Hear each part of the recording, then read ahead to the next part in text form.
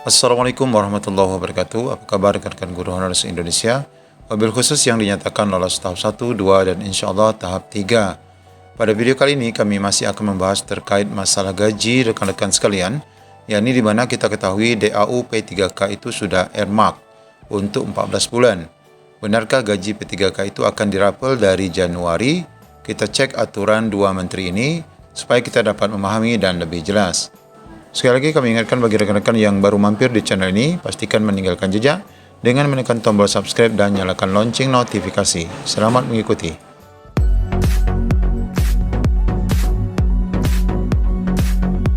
Baik Bapak Ibu, apakah benar gaji P3K bakal dirapel, dibayar bulan Januari?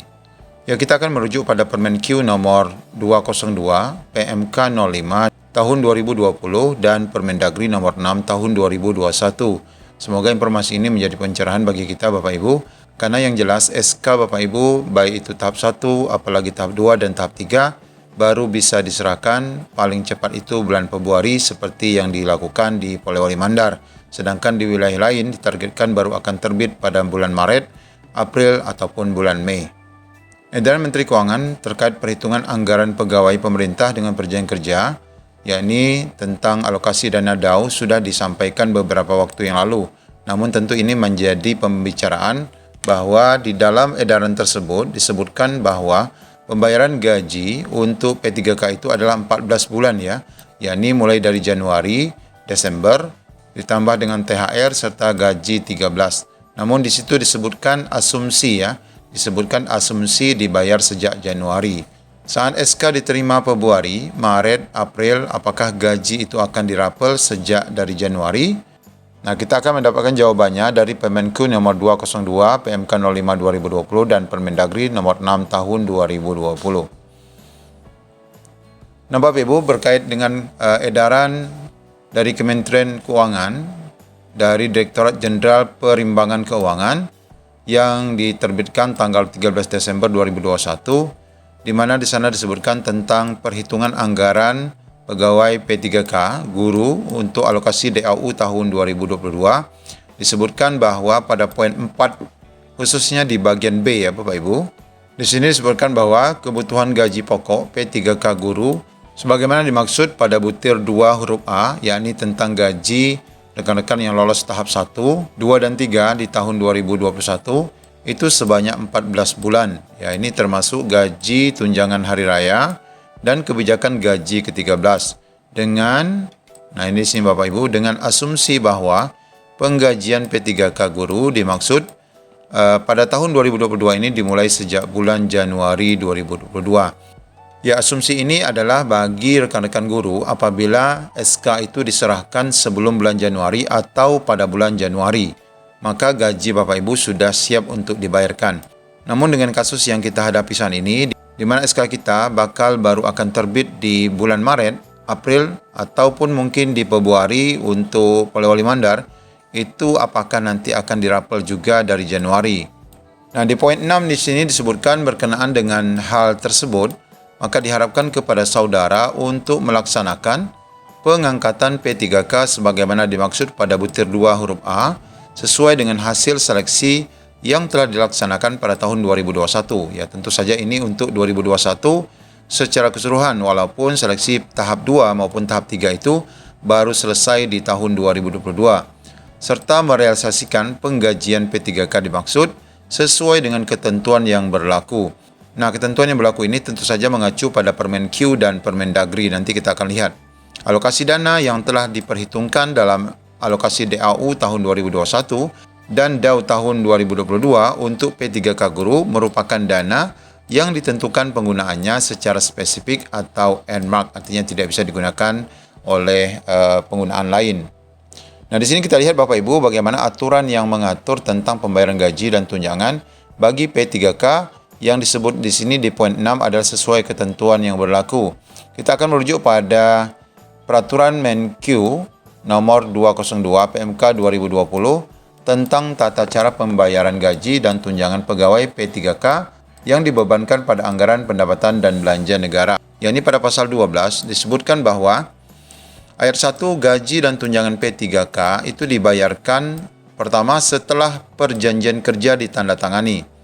Tentu saja bagi kita sampai bulan Februari ini, kecuali di Polewali Mandar, belum ada proses penandatanganan kontrak untuk kerja P3K. Kemudian setelah diterbitkannya surat keputusan pengangkatan P3K, yakni SK Bapak Ibu. Kemudian setelah terbit SPMT, yakni surat pernyataan melaksanakan tugas yang diberikan kepada P3K untuk melakukan tugas.